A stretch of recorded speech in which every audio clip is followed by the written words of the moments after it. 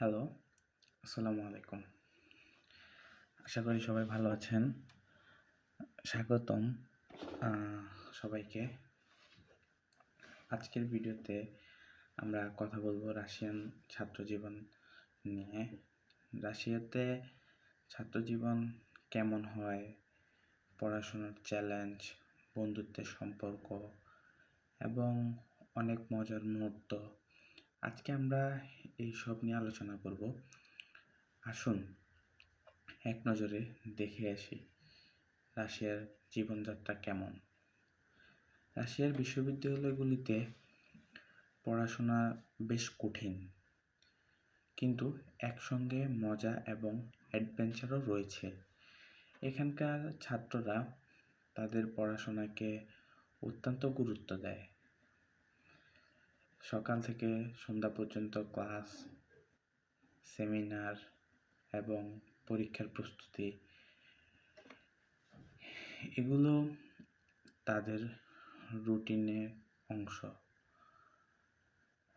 তবে সবাই জানে রাশিয়ান ছাত্ররা কঠোর পরিশ্রমের পাশাপাশি বন্ধুত্বের সঙ্গে সময় কাটাতেও পছন্দ করে।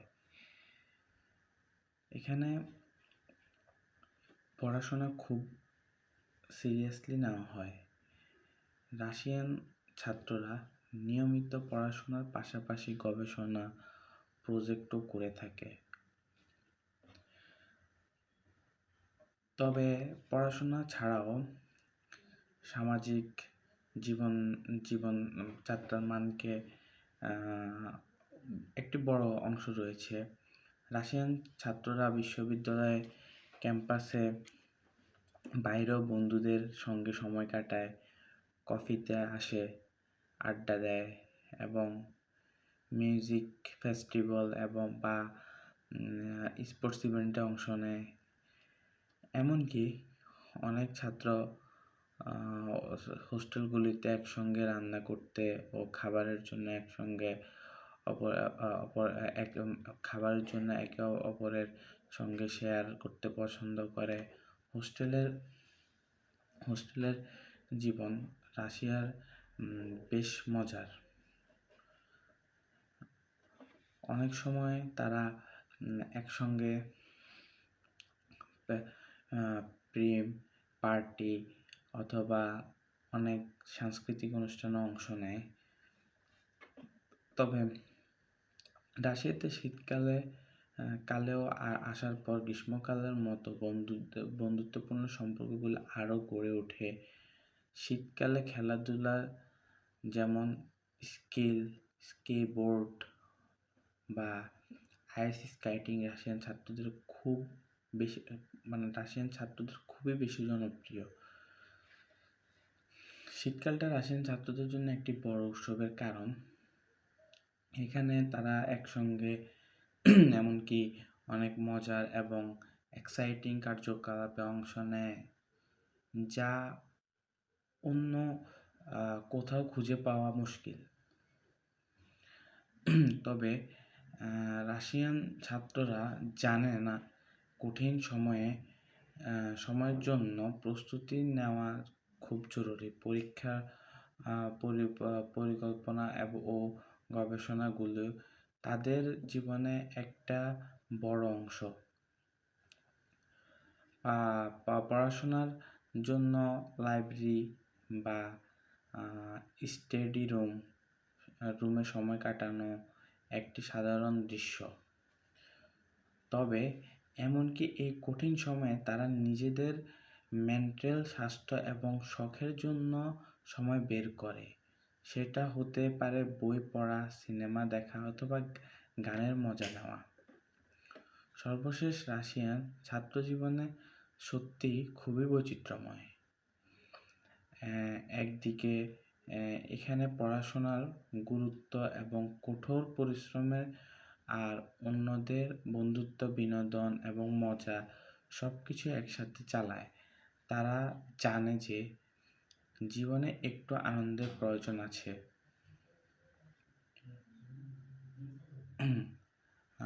আপনারা কি ভাবেন রাশিয়ার ছাত্রজীবন কেমন হতে পারে? নিচে কমেন্ট করে জানাতে ভুলবেন না। তো আজকে আমি আরেকটি বিষয় শেয়ার করব, তা হচ্ছে আমাদের খুব কাছেরই একটি ছেলে, তার নাম হচ্ছে চাষা, সে রাশিয়াতেই থাকে।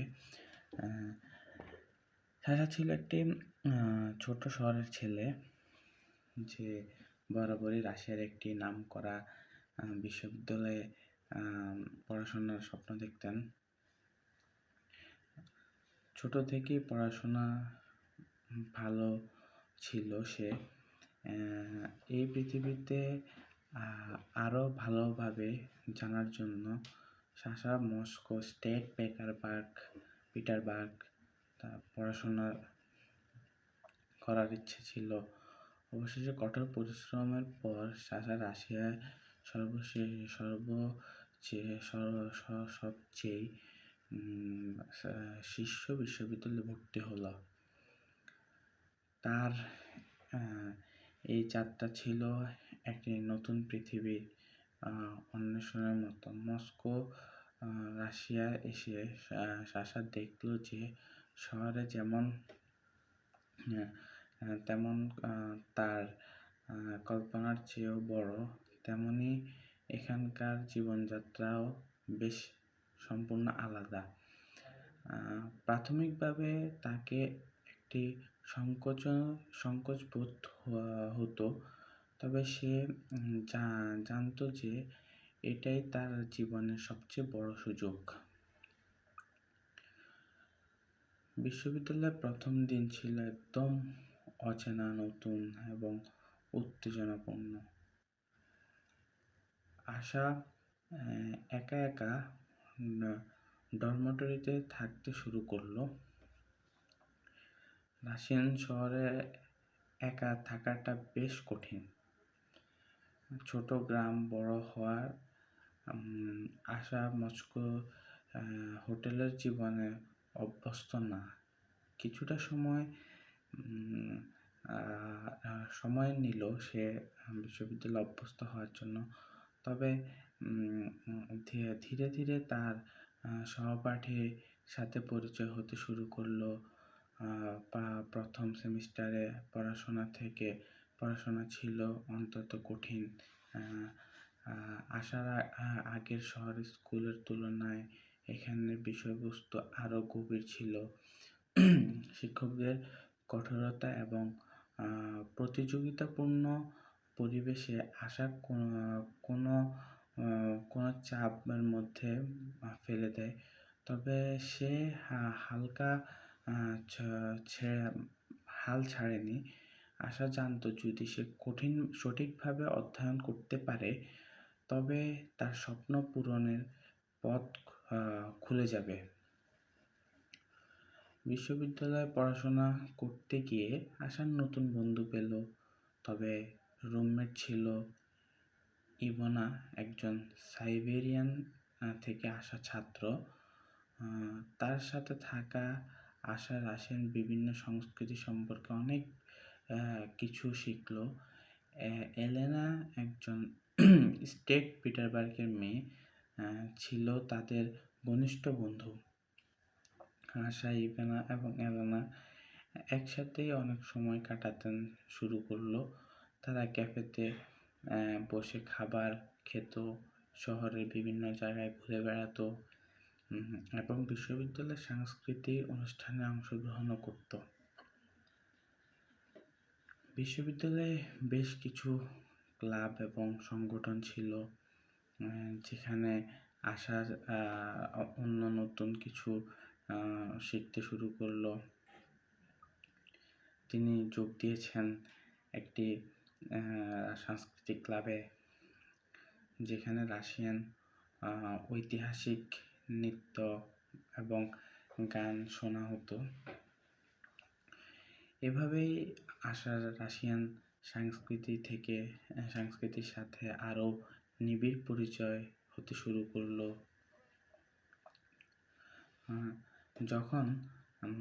যখন প্রথম রাশিয়াতে আসলো, আশা বুঝতে পারল রাশিয়ান শীতটা কীভাবে তার স্নায়ুতে মিশে যায় এবং অসৌন্দর্যটা নিয়ে আসে, কিন্তু কঠিন হয়।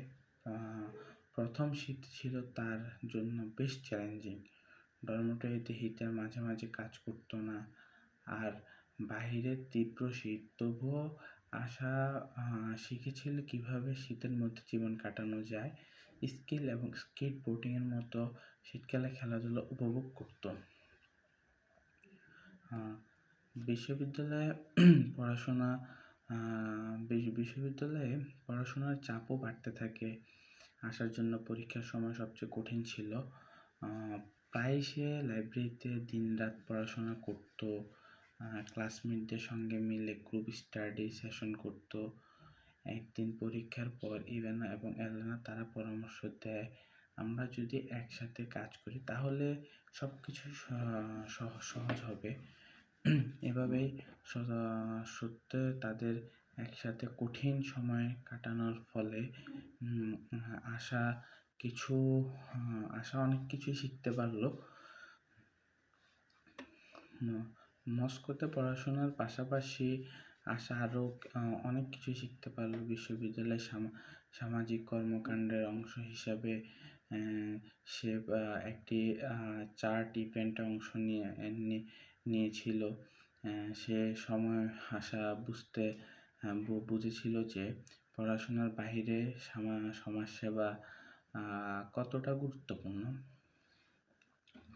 আসলে আশার জীবনে এই বিষয়টি খুবই চ্যালেঞ্জিং হয়ে পড়ে, কারণ রাশিয়ান লাইফটা আসলে অনেক কঠিন। এটি ছিল আসলে আশার জীবনের অন্যতম বড় একটি অভিজ্ঞতা, যেখানে আশা তার নিজের জীবন নিয়ে অনেক ভাবা চিন্তার মধ্যে পড়ে, বিভিন্ন সমস্যা বিভিন্ন সময় পড়ে। তবে আমি মনে করি যে আশা একটি ভালো লাইফ লিড করুক, পড়াশোনা ঠিকমতো করুক, সে নিজের জীবনকে নিয়ে নিজে এগিয়ে যাক। আশার বিশ্ববিদ্যালয়ে সাংস্কৃতিক উৎসবে অংশগ্রহণ করেছিল। সেখানে তারা রাশিয়ান ঐতিহাসিক গান এবং নৃত্য সঙ্গে পরিচয় হয়। সেখানে নিজেকে অনেক পরিপূর্ণ অনুভব করেছিল। এই ধরনের অনুষ্ঠানে অংশগ্রহণের মাধ্যমে আশা বুঝেছিল যে রাশিয়ান ছাত্রজীবন শুধু পড়াশোনাই নয়, বরং একটি সাংস্কৃতিক অভিজ্ঞতারও অংশ। এখন আশা বিশ্ববিদ্যালয়ের শেষ বছরের ছাত্র। তাকে একদিন তার স্নাতকোত্তর সনদ নিতে বিশ্ববিদ্যালয় অনুষ্ঠানে যেতে হবে। যখন সে স্নাতকোত্তর অনুষ্ঠানে দেখতে পেল, তার মনে হলো তার এতদিন পরিশ্রম আর সংগ্রাম সফল হয়েছে। আশা জানতো আজকের দিন তার জীবনের একটি বড় পর্ব শেষ হতে যাচ্ছে। তবে সে জানতো যে বিশ্ববিদ্যালয়ে পড়াশোনা করা শুধুমাত্রই গ্রেড অর্জন নয়, বরং জীবনের এক গুরুত্বপূর্ণ অভিজ্ঞতা। আশা একজন সফল পেশাদার, মস্কো শহরে একটি বড় কোম্পানিতে কাজ করছে, যেখানে সে তার পড়াশোনার অভিজ্ঞতা কাজে লাগাতে পারছে। তার বন্ধুদের সঙ্গে তাদের বিশ্ববিদ্যালয়ের জীবনের অনেক স্মৃতি রয়ে গেছে।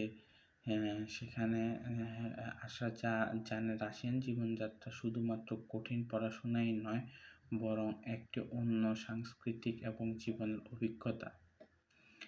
এখন আশা যেখানে মস্কোর রাস্তায় হাঁটছে, একটি গুরুত্বপূর্ণ অংশ থাকবে রাশিয়ান জীবনযাত্রা এবং জীবনের অভিজ্ঞতা। একটি কেবল পড়াশোনাই নয়, বরং জীবনের বাস্তব এবং সাংস্কৃতিক সম্পর্কের ব্যাপারেও জানবে।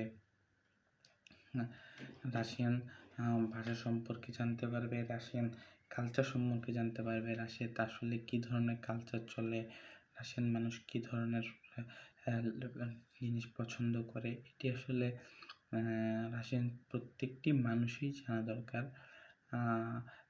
বর্তমানে রাশিয়ার অবস্থা খুবই ভালো। আ বাংলাদেশি স্টুডেন্ট এখন রাশিয়াতে আছেন। তারা বিভিন্নভাবে বিভিন্ন কাজ করছেন।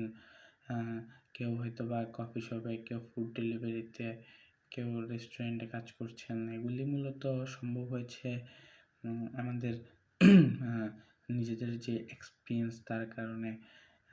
রাশিয়াতে বর্তমান স্টুডেন্টদের কাজ করতে সুযোগ দিচ্ছে, বাট সেটা এখন না, সেটা যাওয়ার পর সে ১.৫ বছরের প্রিপারেটরি কোর্স করবেন, প্রিপারেটরি কোর্স শেষ করবেন।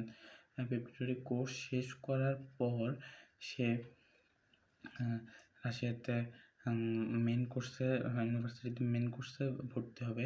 মেইন কোর্সে ভর্তি হওয়ার পর ভার্সিটি তাকে একটু ওয়ার্ক পারমিশন দিবে।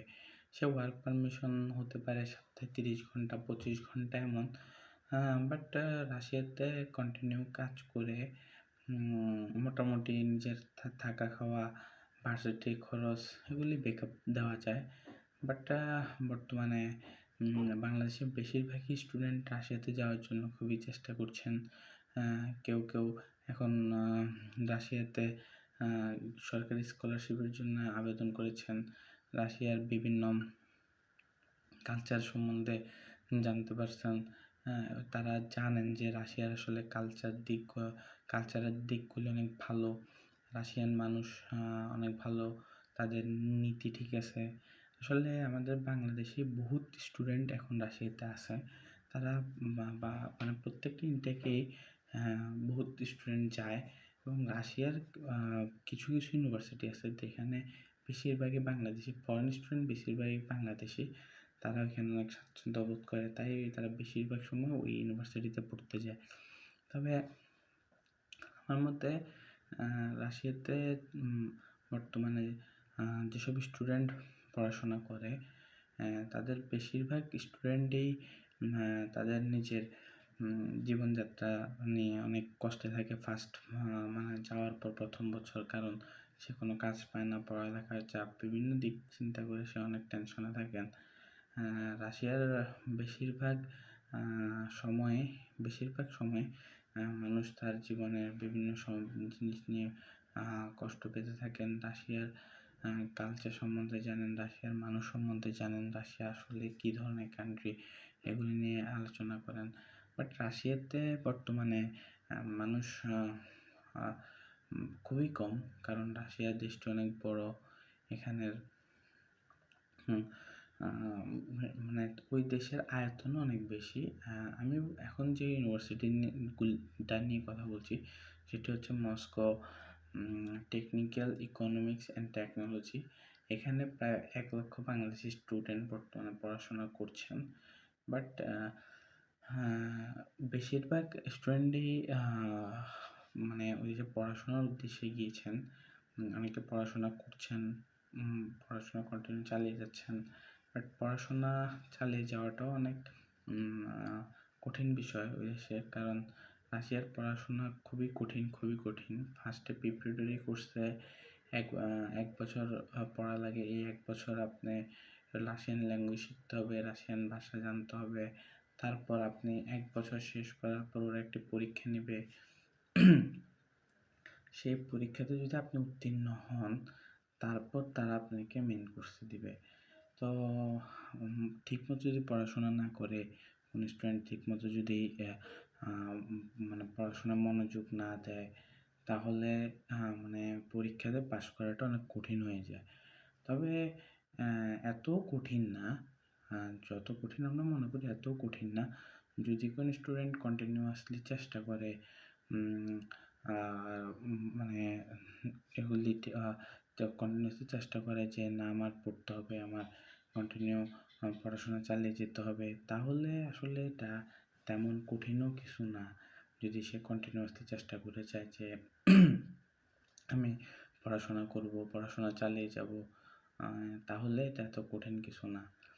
তবে যাদের পড়াশোনার দিক মনোযোগ খুবই কম, তাদের জন্য একটু কঠিন হয়ে যায়। মানে এই বিষয়গুলি নিয়ে কাজ করা বেশি কঠিন হয়ে যায় যদি পড়াশোনার মনোযোগ কম থাকে, মানে বিভিন্ন কাজের চিন্তা করে, মানে কাজের চাপ নেয়, তবে বর্তমান স্টুডেন্টরা মনে করে যে যাইতে পারলে আমি কাজ করতে পারবো, এই হইছে সেই হইছে, কিন্তু আসলে তা না। মানে যাওয়ার পরও কিছুদিন মানে বসে থাকতে হয় আর কি। এই হচ্ছে আর কি ভাই রাশিয়ান স্টুডেন্ট লাইফ নিয়ে কথা। তো এখন আমি আরেকটি বিষয় নিয়ে কথা বলবো, সেটা হচ্ছে যে আয়ারল্যান্ডের ছাত্র জীবনের কথা। রাজা একজন ছোট শহরের ছেলে, সবসময় স্বপ্ন দেখতো ইউরোপে পড়াশোনা করবে। সে জানতো যে শিক্ষা তার জীবনের সবচেয়ে বড় শক্তি। একদিন সে সিদ্ধান্ত নিল যে আয়ারল্যান্ডে পড়াশোনা করবে। তার জীবনে এটি ছিল একটি বড় পদক্ষেপ।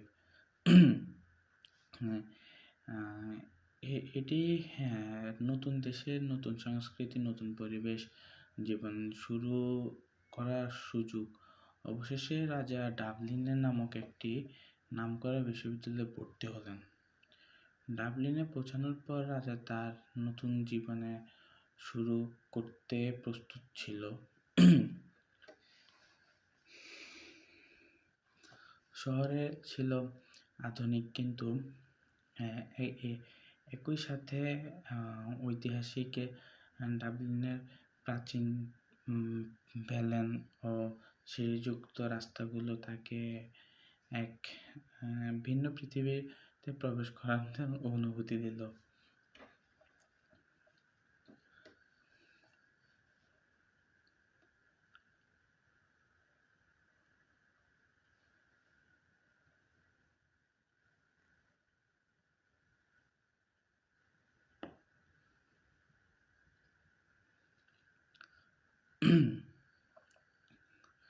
বিশ্ববিদ্যালয়ে রাজার প্রথম দিনগুলো ছিল অদ্ভুত এবং উত্তেজনাপূর্ণ।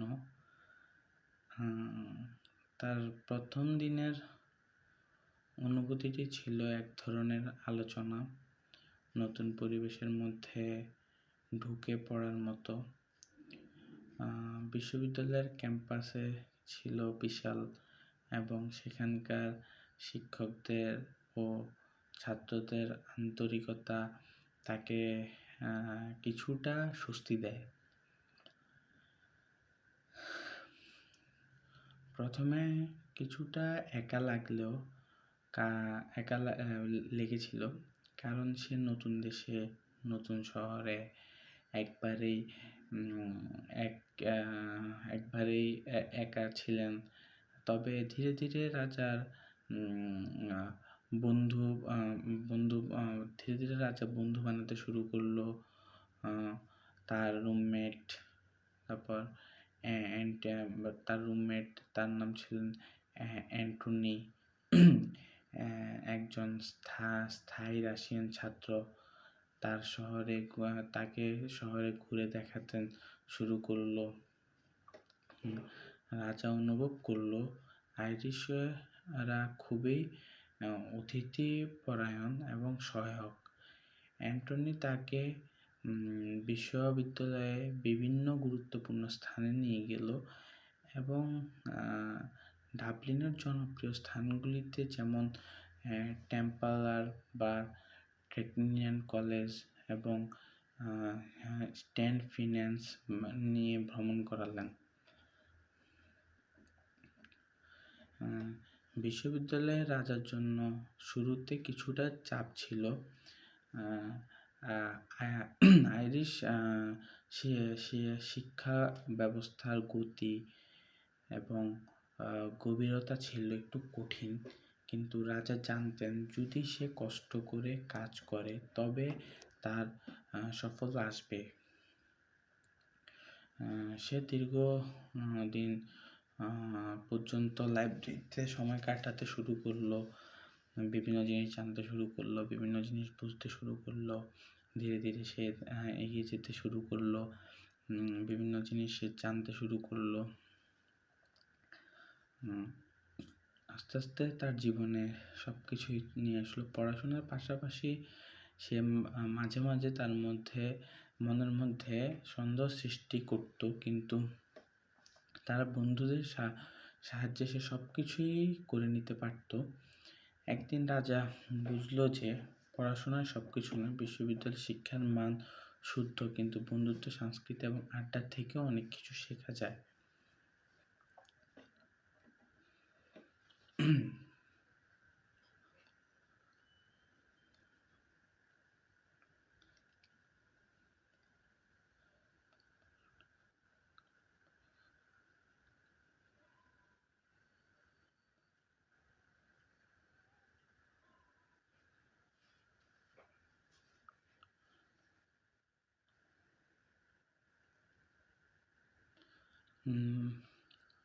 বিশ্ববিদ্যালয়ের প্রথম সেমিস্টারে রাজা তার বন্ধুদের সাথে আইরিশ সংস্কৃতি সম্পর্কে অনেক কিছু শিখল। একদিন অ্যান্টনি তাকে ডাবলিনের একটি ঐতিহাসিক পাবারের মধ্যে নিয়ে গেল, যেখানে লোকেরা আয়ারল্যান্ডের ঐতিহ্য বহনকারী গান গাইতে এবং নৃত্য করত।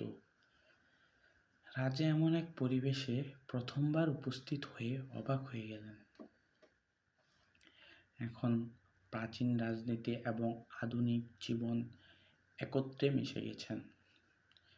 এছাড়া রাজা আইরিশ ভাষা, আইকনিক সম্পর্কে জানতে শুরু করলো। যেদিন বেশিরভাগ লোক ইংরেজি ব্যবহার করত, কিছু পুরাতন আইরিশ পরিবার এখানে গেলে ভাষায় কথা বলতে পারে, গেলীয় ভাষায় কথা বলতে পারে। রাজা এই ভাষা শিখতে খুব আগ্রহী ছিল এবং বিশ্ববিদ্যালয়ে গেলীয় ক্লাবের সদস্য হয়ে গেলেন।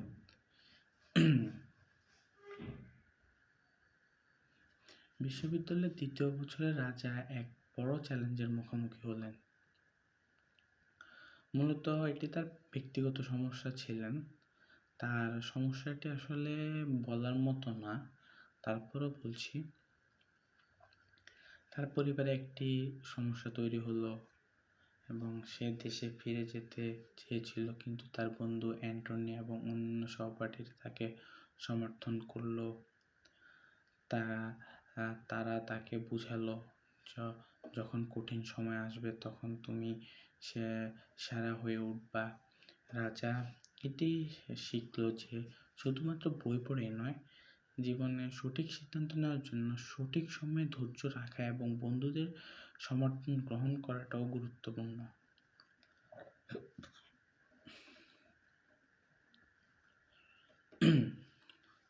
রাজা বিশ্ববিদ্যালয়ে পড়াশোনা এবং জীবনের দিনগুলো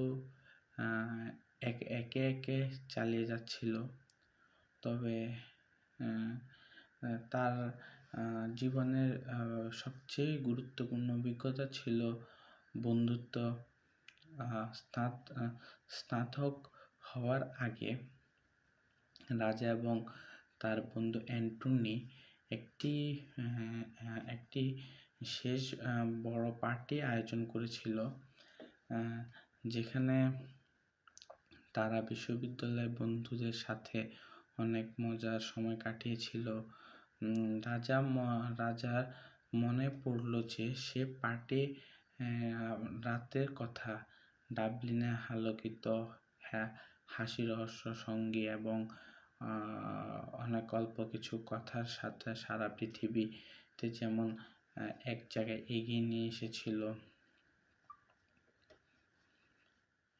এটা একটি রাজার স্নাতক হওয়ার দিনের কথা। সে তার বন্ধুদের সাথে আনন্দের সাথে হেসেছিল, কিন্তু তার চোখে ছিল কিছুটা দুঃখ, কারণ সবার সাথে বিদায় নেওয়াই ছিল কঠিন। তার জীবনে নতুন দিক এগিয়ে যাচ্ছে এবং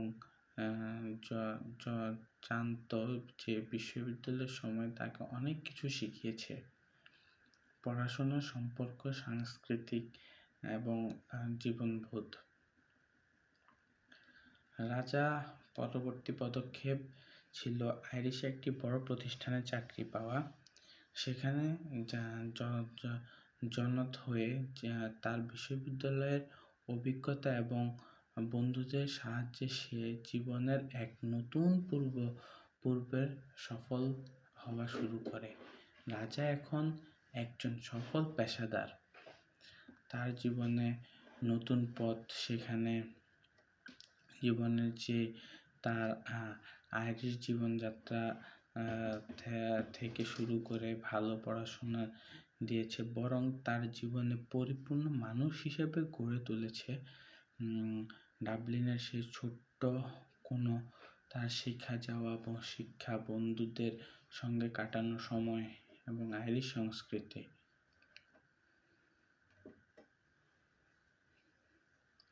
আসলে ডাবলিনের জীবনটা আসলে খুবই সুন্দর। এখানের মানুষগুলো খুবই ভালো। তারা মানুষের সাথে অনেক ফ্রেন্ডলি আচরণ করে, অনেক ভালো সম্পর্ক সৃষ্টি করে, অনেক সুন্দর এবং মনোমুগ্ধকতার সাথে তারা চলে। তাদের যে কালচার, এটা অনেক ভালো। তারা মূলত অন্য কোনো দেশের নাগরিক দেখলে বা অন্য কোনো দেশের মানুষ দেখলে তারা অন্যরকম একটি সম্মান দেয়, যে সম্মান আসলে আমরা সাধারণত মানুষকে দিই না, কারণ এটা আমাদের আসলে নেচার, আমাদের বাংলাদেশিদের নেচার। কিন্তু বেশিরভাগ মানুষই একজন আরেকজনকে অনেক সম্মান করে, অনেক স্নেহ করে, অনেক মানে রিলেশনশিপটা অনেক ভালো থাকে, অনেক ভালো বন্ডিং থাকে। তো এটি মূলত একটি নেচার না, এটি মূলত একটি কালচার, একটি ভালো দিক।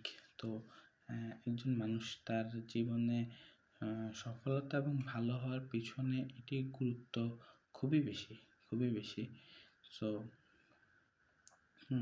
তার যে নেচার এবং যে কালচার, সেটি আসলেই অনেক এগিয়ে যাওয়া এবং অনেক ভালো কাজ করার সাথে সম্পৃক্ত। সে জানে যে তার যে কালচার এবং নেচার, সেটা অনেক পরিপূর্ণ এবং অনেক সুন্দর।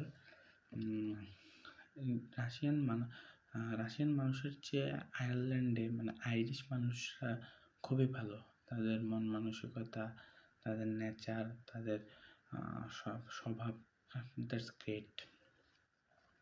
তো রাশিয়ান বেশিরভাগ মানুষই তাদের যেই কালচার এবং যে নেচার, তা নিয়ে খুবই সন্তুষ্টতা প্রকাশ করে।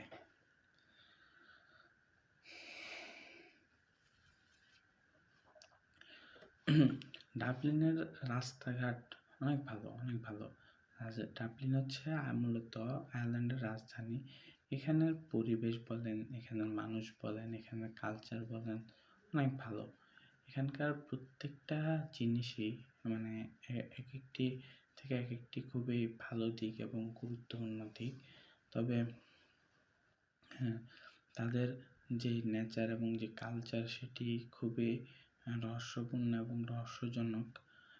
ডাবলিন রাস্তা হাঁটতে হাঁটতে রাজা অনুভব করল যে আইরিশ জীবনযাত্রা তাকে শুধু শিক্ষাই দেয়নি, বরং তাকে একটি নতুন দিগন্তে দেখিয়েছে, যে দিগন্তে বন্ধুত্বে সহযোগিতা এবং নিজেকে গুরুত্বপূর্ণতার সাথে তুলে ধরা যায়। আয়ারল্যান্ডের জীবনযাত্রা অনেক ভালো। এখানে মানুষরা খুব ভালো চলাফেরা করে, কেউ কারোর সাথে কোনো ঝগড়া নেই, কোনো বিভেদ নাই। এখানে মানুষের নেচারও অনেক ভালো। তো আজকে আসলে হঠাৎ করেই মনে হলো যে ফ্রি বসে আছি, একটা ভিডিও বানাই, তাই আপনাদের মাঝে ভিডিও নিয়ে আসলাম। তো আমি আসলে কন্টিনিউ এভাবে আসতে চাই ফ্রি টাইমটাতে, আপনাদের মাঝে বিভিন্ন ভিডিও নিয়ে, বিভিন্ন বিষয়বস্তু নিয়ে। আমি চাই যে মানুষ বিষয়গুলি জানুক। এবং আরেকটা বিষয় আছে যে আয়ারল্যান্ডে মূলত আপনি প্রতি ঘন্টা কাজ করে 25 থেকে 30 ইউরোর মতো পাবেন, যেখানে আপনি মোটামুটি ভালো টাকাই পাবেন। প্রায় ৩,০০০ প্লাস, মানে ৩,০০০ থেকে ৩,২০০ প্লাস পাবেন। এখানকার জনজীবন এত কঠিনও না, আবার এত সহজও না, ঠিক আছে। তো আয়ারল্যান্ডে মূলত ডাবলিন ইউনিভার্সিটি যেটা, সেখানে আপনার বিজনেস ম্যানেজমেন্টে পার ইয়ারে টিউশন ফি প্রায় ৯,৫০০ ইউরো, যেটা কিনা বাংলা টাকায় প্রায় ১৩-১৪ লাখ টাকার মতো। এখানে সার্ভাইভ করাটা এত কঠিন না, মোটামুটি ঠিক আছে, বাট এখানের মানে কালচারের সাথে ম্যাচ করে নেওয়াটা অনেক কঠিন। আসলে দাঁড়ান, আমি একটা জিনিস দেখে আপনাদের বলছি। তা হচ্ছে যে বাংলাদেশ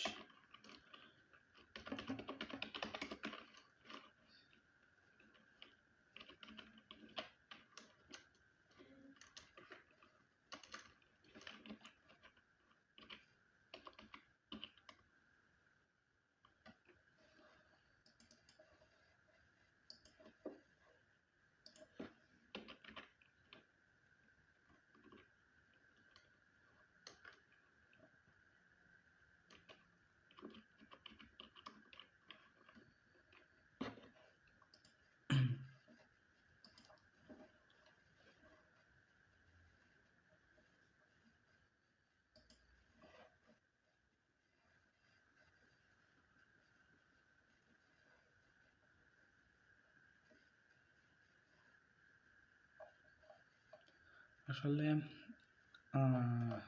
ডাবলিন বিজনেস স্কুলে একটি ইভেন্টের আয়োজন করছে। এটাতে ৫টা থেকে ৬টা PM পর্যন্ত, এটা হচ্ছে আপনার ভার্চুয়াল ইভেন্ট। এখানে আপনার মানে ভার্চুয়াল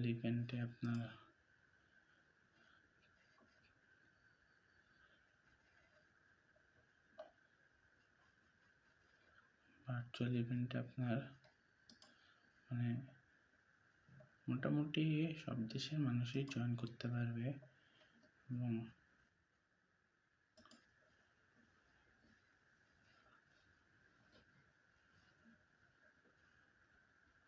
এখানে একটি কোর্স আছে যেটার নাম হচ্ছে প্রফেশনাল ডিপ্লোমা। আসলে প্রফেশনাল ডিপ্লোমা এটা ভালো, গ্রেট, খারাপ না। ভার্চুয়াল ইভেন্টটা মূলত কি নিয়ে করা তা আমি এখনো বলতে পারি না।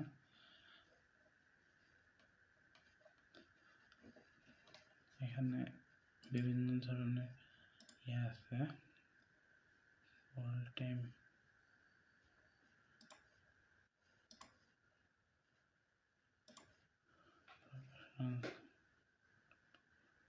ফুল টাইম ডিগ্রিটা ভালো, খারাপ না। ফুল টাইম ডিগ্রির মধ্যে আবার অনেক বিষয়ও রয়েছে, অনেক কোর্স, যেমন BBA, honours, BBA masters, hotel management, digital marketing. আসলে BBA ডিজিটাল মার্কেটিংটা অনেক ভালো, খারাপ না, কোর্সটা অনেক ভালো কোর্স।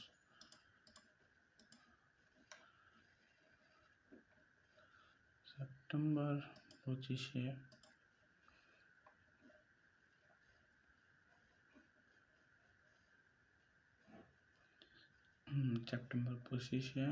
আবেদন করা যাবে ডাবলিন বিজনেস স্কুলে। এখানে হচ্ছে যে আপনার ডেট অফ বার্থ, তারপর হচ্ছে যে বিভিন্ন ধরনের জিনিস,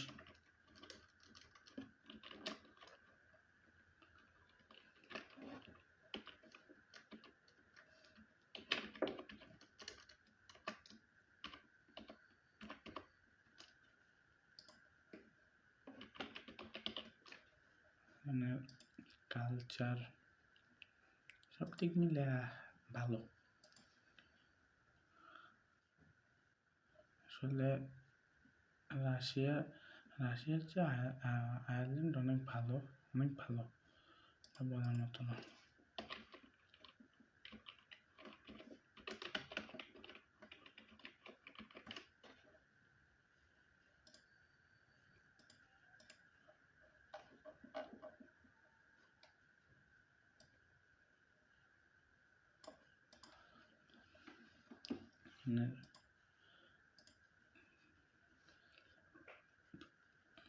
এপ্রিল, মে, জুন হচ্ছে 1 তারিখে, জুন 1। এখানে হচ্ছে যে মূলত বিভিন্ন জিনিসের উপর কাজ করে।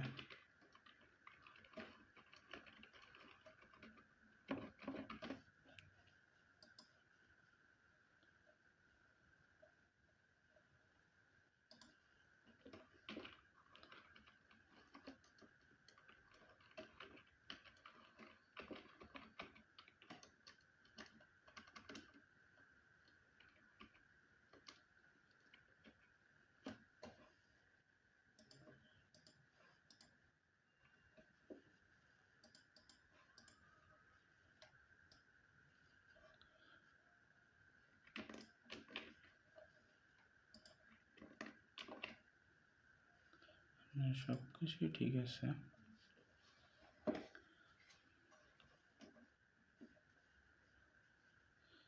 আসলে আননেসেসারি, এত ইম্পর্টেন্ট না। এগুলি আপনি চাইলে বাংলাদেশে বসেই আয়ারল্যান্ডের বিভিন্ন ইউনিভার্সিটিতে অ্যাপ্লাই করতে পারবেন। এটা তো কঠিন কিছু না।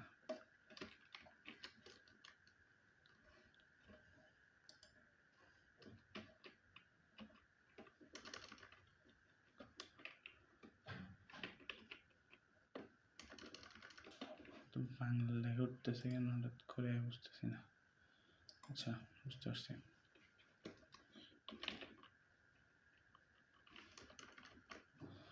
সমস্যাটা কোথায়? এই সমস্যা হলো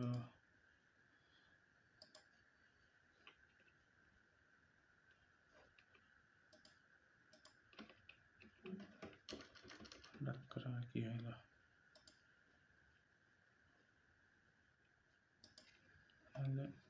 হঠাৎ করে মাঝে মধ্যে সবকিছু মানে মাথায় আউলাই জায়গা, বুঝি না কি হয়।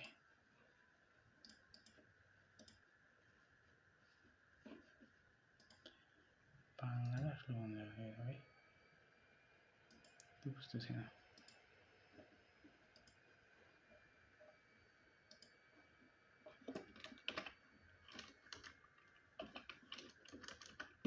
কি হয়ে গেল হঠাৎ করে?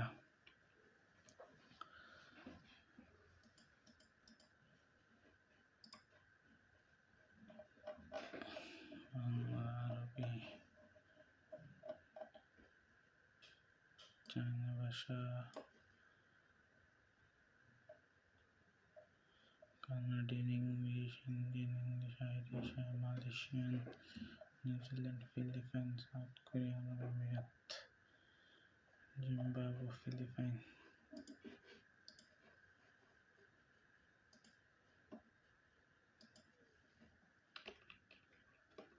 কি হয়ে গেল আবার? থেকে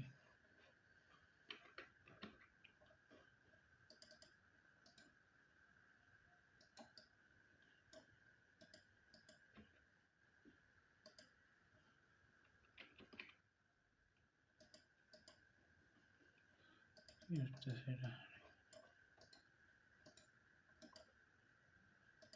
কি করতে আসছে এটা? অদ্ভুত বিষয় তো।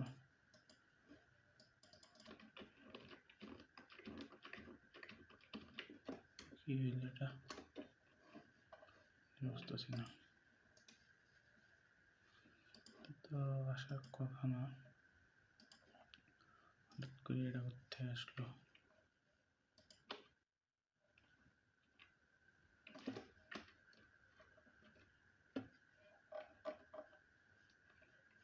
রফিকুল ইসলাম,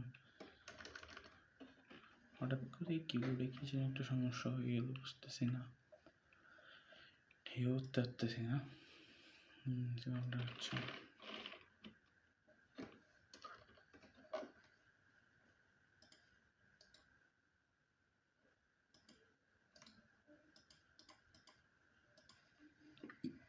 ইনপুট সেটিংস আসলাম,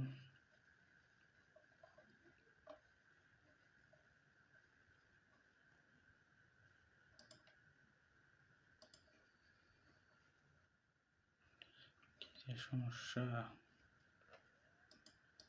বুঝতে পারতেছি না।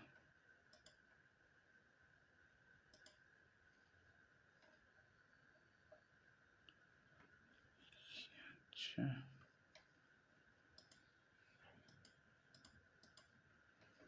কিবোর্ডটা কি সমস্যা হলো?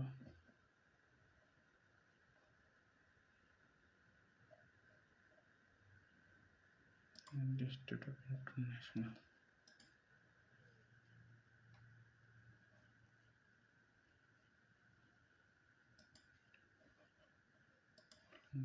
কি আছে প্রবলেম বুঝতেছি না, এমন হচ্ছে কেন? কি প্রবলেম হলো এটাতে? এক্স্যাক্টলি বলা যাচ্ছে না কি প্রবলেম হয়েছে, তারপরেও আমি দেখতেছি কি হয়ে গেল। হঠাৎ করে তারপরেও চেষ্টা করে দেখি কি করা যায়।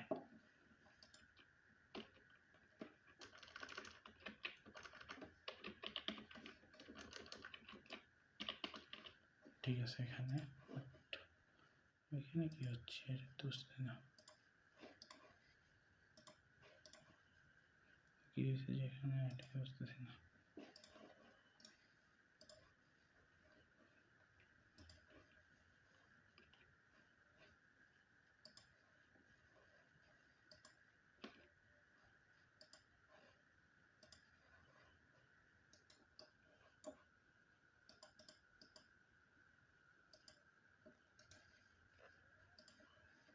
কি হয়েছে এটা বুঝতেছি না।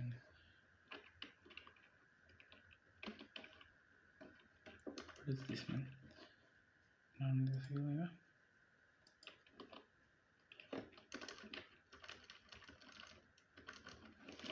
আচ্ছা, হঠাৎ করে মনে হয় কেন বুঝতেছি না,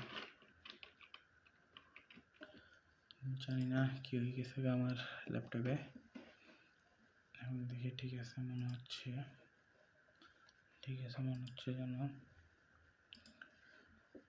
তারপরও দেখি কি সমস্যা।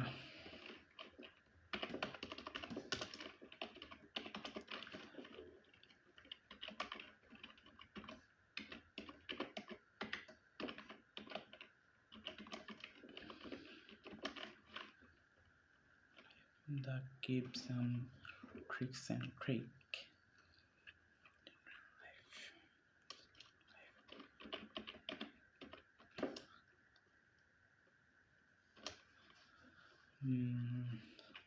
ইতালিতে এখন আরেকটা বিষয় নিয়ে কথা বলতে চাচ্ছিলাম, সেটা হচ্ছে যে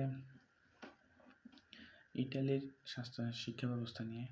ইটালির বিশ্ববিদ্যালয়গুলো পুরনো এবং সুনামি অর্জন করেছে। এখানে পড়াশোনা করতে হলে ইংরেজি এবং ইটালিয়ান ভাষার দক্ষতা প্রয়োজন। যদিও অনেক কোর্স ইংরেজিতে পাওয়া যায়, তবে কিছু ক্ষেত্রে ইটালিয়ান ভাষার দক্ষতা থাকতেই হবে। ইটালির বিভিন্ন ধরনের কোর্স রয়েছে, বিজ্ঞান প্রকৌশল, তারপরে আপনার আর্ট, সামাজিক বিজ্ঞান ইত্যাদি। শিক্ষার পাশাপাশি সাধারণত অন্তত প্রতিযোগিতামূলক কিন্তু শিক্ষকদের সহায়তা পাওয়া যায়, এবং বিশ্ববিদ্যালয়গুলোর মধ্যে কিছু বন্ধুত্বপূর্ণ সম্পর্ক রয়েছে।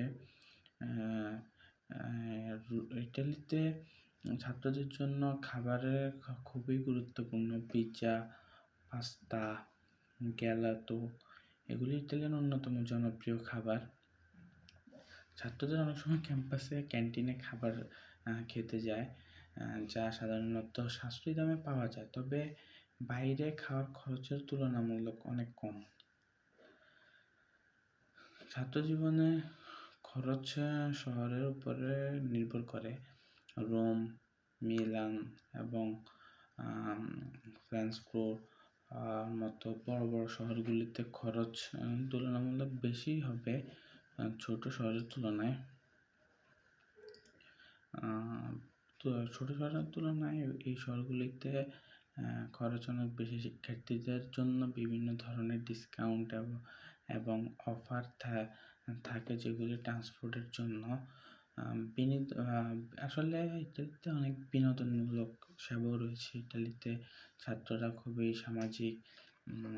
তারা সাধারণত ক্যাম্পাসে নানান ধরনের ইভেন্ট, পার্টি এবং অনুষ্ঠানে অংশ নেয়।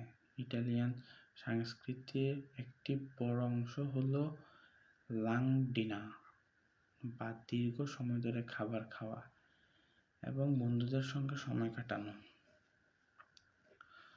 পর্যটক এবং সংস্কৃতি। ইটালিতে একটি অসাধারণ দেশ, যেখানে রয়েছে অসংখ্য ঐতিহাসিক স্থান, প্রাচীন সংস্কৃতি, আর্ট গ্যালারি এবং সাগর পথ। ছাত্রদের এইসব জায়গায় ভ্রমণ করতে খুবই পছন্দ করে, কারণ এখানে অনেক সস্তা পর্যটন করা সম্ভব।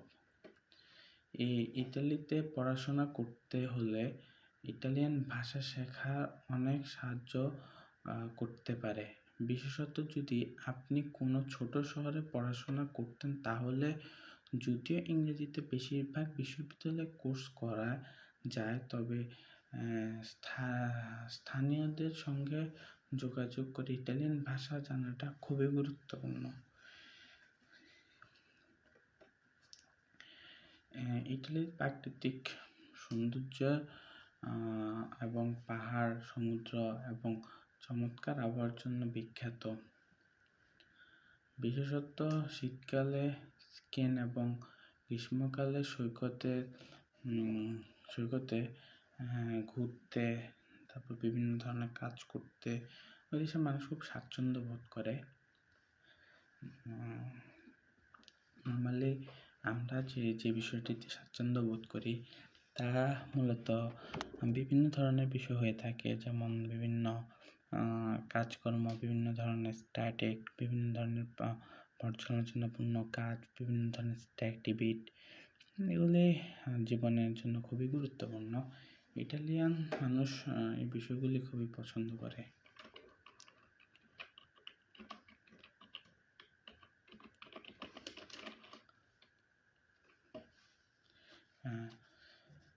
পড়াশোনার চাপ।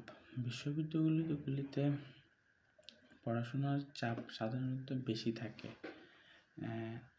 আপনাকে নিয়মিত পড়াশোনা করতে হবে এবং পরীক্ষার জন্য প্রস্তুতি নিতে হবে। শিক্ষকদের কাছ থেকে খোলামেলা আলোচনা হয় এবং তারা শিক্ষার্থীদের সহযোগিতা করতে ইচ্ছুক থাকে। তবে কিছু ক্ষেত্রে আপনাকে কিছু বিষয় নিজে থেকেই শিখতে হতে পারে।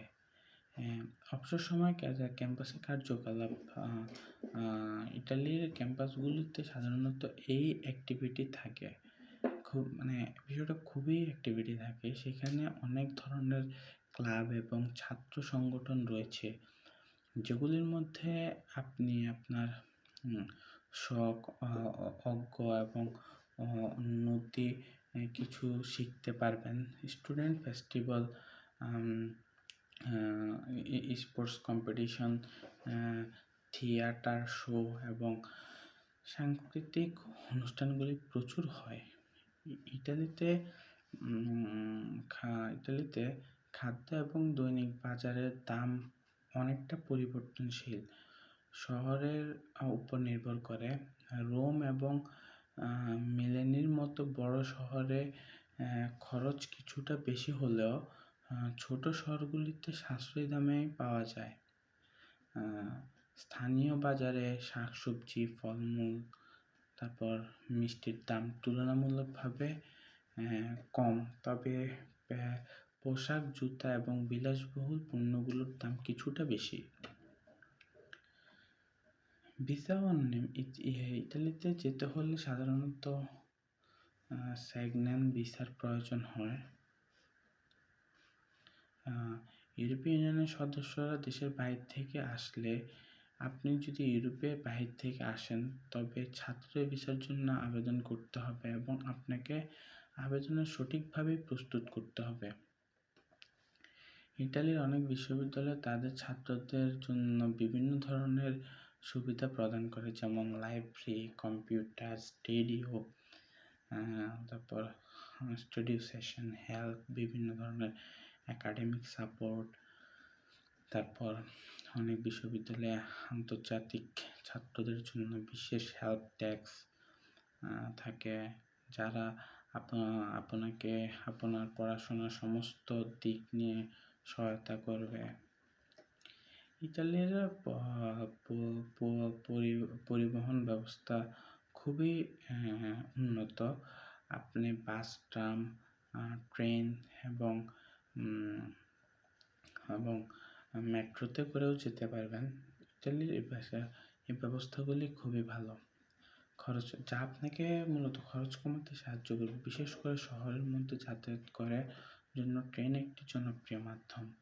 ইতালির বিশ্ববিদ্যালয়গুলিতে সোসাইটিগুলোর মধ্যে ছাত্রদের অনেক শখ এবং অগ্রসর ভিত্তিক ঘটনা ক্লাব থাকে। আপনি যদি নাটক, গান, খেলাধুলা, অন্যান্য সাংস্কৃতিক কার্যক্রমে আগ্রহ হন তবে এই সোসাইটিগুলোর মধ্যে আপনি নতুন বন্ধুত্ব তৈরি করতে পারবেন এবং একটি অ্যাক্টিভিশন অংশগ্রহণ নিতে পারবেন।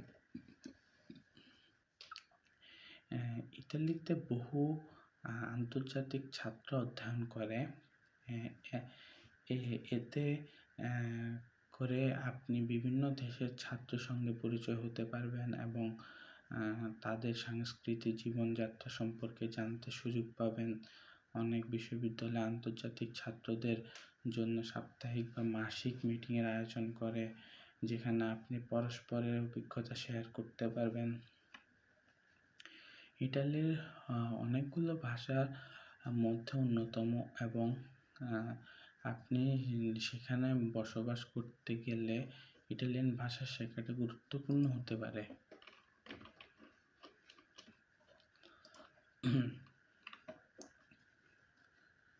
শিক্ষার্থীরা সাধারণত শহরের স্থানীয় লোকদের সাথে যোগাযোগের জন্য ইটালিয়ান ভাষা শেখার সুযোগ পেয়ে থাকেন।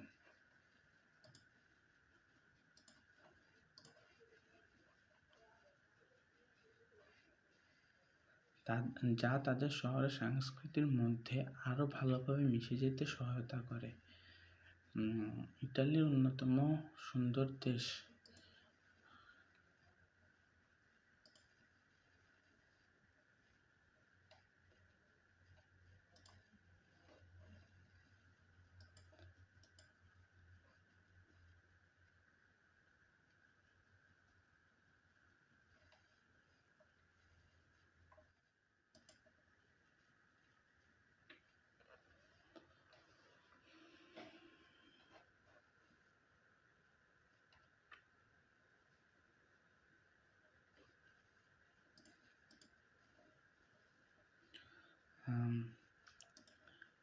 ইটালিতে বিশ্বের অন্যতম সুন্দর দেশ, যেখানে পাহাড়, সমুদ্র সৈকত, প্রাচীন নগরী এবং গ্রাম অঞ্চলের অনেক বিখ্যাত। আপনি পড়াশোনার মাঝে অবকাশ সময়গুলোতে এমন সুন্দর স্থানগুলিতে ঘুরে দেখতে পারেন। এছাড়া ইটালিতে নানান মিউজিয়াম, ঐতিহাসিক স্থান এবং অস্থিতিশীল পরিদর্শন দেখা যেতে পারে, যার জনপ্রিয়তার মাঝামাঝি মানুষকে অনেক এগিয়ে নিয়ে যেতে সহায়তা করে। তাছাড়া ইটালির জীবনযাত্রা খুবই উন্নত এবং খুবই সুন্দর। এখানে মানুষ সব অভিজ্ঞতা সম্পূর্ণ হয়ে থাকে।